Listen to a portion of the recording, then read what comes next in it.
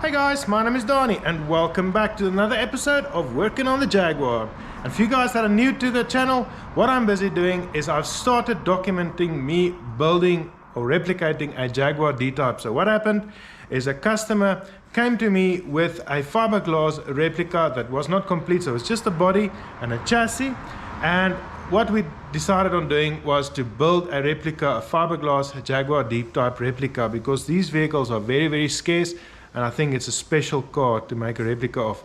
And as I was starting to get everything ready and together, we then decided that we're gonna rather try and make the car out of aluminium. So I started documenting me making this replica Jaguar as close as I possibly can to the original car out of aluminium. So if you guys are new to the channel, go and check out the previous videos. I think I've made about 14 or 15 or 16 of the videos, and I think that I'm about halfway through completing this project. So what I'm going to be doing in this video is I'm going to attempt to install the rear section of this Jaguar. That is now the boot section, or the rear section where the fuel tank goes, and so on, the rear third of the car. And once again, I've tried to do as much research as I could to figure out how that rear section needs to be mounted, and I'm going to show you exactly what I think, what I plan on doing in this video. Okay guys, so now that I'm standing behind the camera and far more comfortable, I can tell you guys what I need to do, or what I plan on doing in this video. I'm going to be installing or fitting this rear section onto this car. Now guys, there are two main things that needs to happen for me to do this. One is I need to make some mounting points on the car, and the other thing that needs to be done is that this shell needs to be braced. And you won't believe it, but there is very little information that I could find about what's going on underneath this section at the back. All that I know is that there's a fuel tank there and so on, but as far as bracing and so on goes, there's very little information available. But I did notice that it needs to be braced in the same manner as what that car is braced. In boating terms, this is called a bulkhead, so I need to put a couple of bulkheads in the rear section. I don't know if there's a better word for what needs to happen. So I'm going to be putting those braces or bulkheads in this rear section, making it nice and sturdy. And the other thing that needs to happen is making these mounting spots. Now on the original car, I did see that there is definitely a couple of mounting spots all along this edge that is screwed down. So this rear section goes on there and it gets screwed down, most probably so that you can undo the screws and service this rear section. And then the other place where it is mounted is here at the back. On the original car, there are two pipes sticking out at the bottom, and it looks like they've got mounting points that goes underneath this section where it is mounted. Now guys, from the looks of things, it looks as if this rear section actually should be able to hinge on this section at the back, but I could not find a single picture or any type of reference confirming that this rear section hinges or just simply gets undone at the bottom and at the back, and you just move this one out of the way. So I'm not sure after I've fitted it whether it's going to be able to hinge or not, but that is not the most important thing. Important thing is that it needs to be removable so that you can get to stuff like the fuel tank and so on. So guys, what I'm going to be doing in the front is I'm going to make another standoff using that flat piece of aluminium, similar to what's happening here in the front, so that I can then put some threads in there and put a couple of screws in there where that one's going to be mounted. And then at the back, what I've decided I'm doing is I'm going to be using a piece of round tube, and I'm going to be putting it basically over there. So I'm going to be notching that piece at the back over there, and I'm going to use that as my starting point to put a piece of round tube over there. And then on each corner I can make a mounting spot that is then going to mount to the bottom of this section. And after I've done that, I can start bracing this piece with the ribs that I'm talking about, and then it should be fitted properly, and then I can start finishing off the corners and the sides and so on. So guys, without any further ado, that's what I'm going to start doing now, as I'm going to be putting that piece of round tube here at the bottom and then start working on the fitment of this section. Let's go.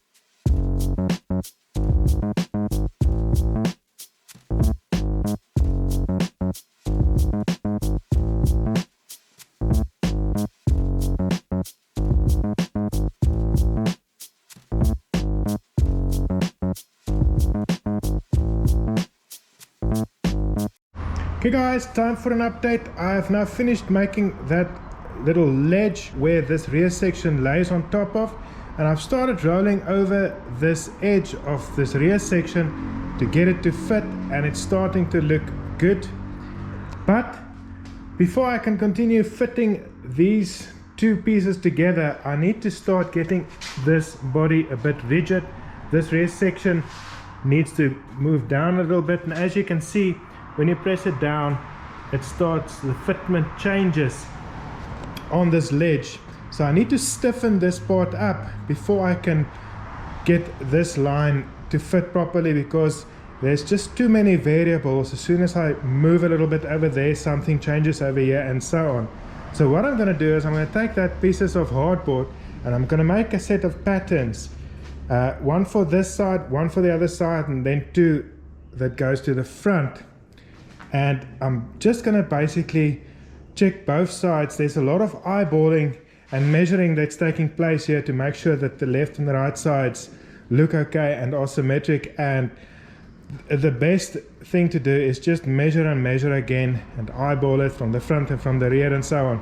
So I'm going to make a pattern and then cross-reference them to each side. And as soon as I'm happy, I'm going to then make that out of aluminium and just fit them inside and start making this rear section rigid. Now what I'm also going to do is I'm going to be gluing those cross sections to the outer skin with some epoxy glue.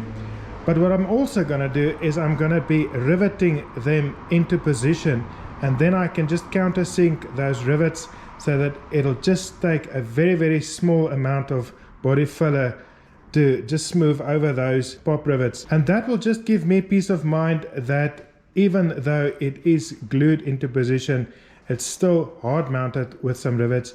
So it's a double insurance that things won't ever come loose. So let me start doing that, and then we can continue fitting this shell into its final position.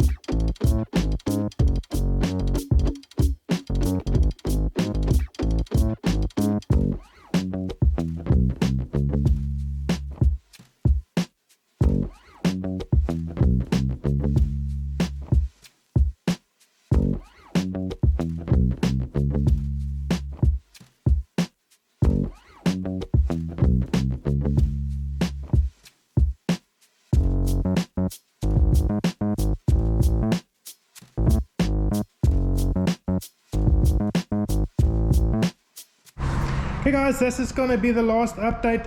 I've now fixed all of these cross braces or bulkheads into this shell, and it is nice and very stiff, and it's also exactly what I wanted. It is nice and level at the back, and this seam is starting to find its way.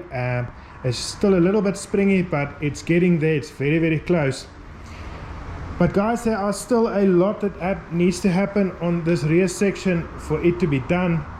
Like for instance, making this rear boot section and finishing it off properly, making these headlight sections, and also doing the wheel arches and so on. And guys, I gotta tell you that even though it might not look like a lot has happened, I heard someone say the other day that YouTube makes it look easy, and this is one of those examples. It is not that I am very efficient or make it look easy, it's just the fact that I am able to delete or edit out most of the work that I was doing, hammering and doiling and fitting and changing and making sure that this thing fits. It was a hell of a lot of work to get it to where it is now, and it still has a lot of work that needs to happen to it. There's a couple of things.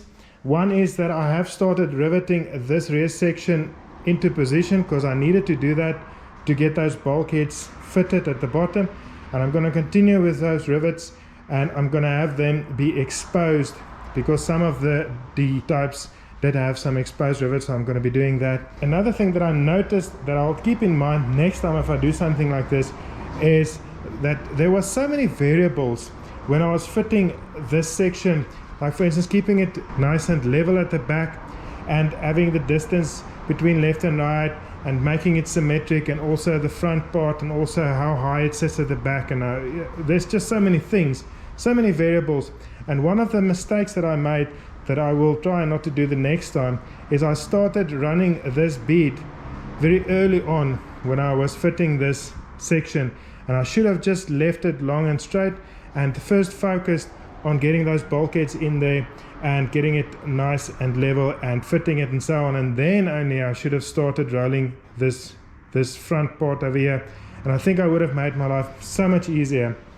But guys, that's going to be it for this video. The next video I'm going to either be working on these wheel wells and finishing them off, because even when I'm pushing and adjusting these, there's still a lot happening in the front, and there's, things are just so dependent on each other that if I move something here, something else moves on the other side and so on. So it's a very slow process of working a little bit here, working a little bit there, working on the sides, and then just hammering and fitting and bending everything until everything works properly.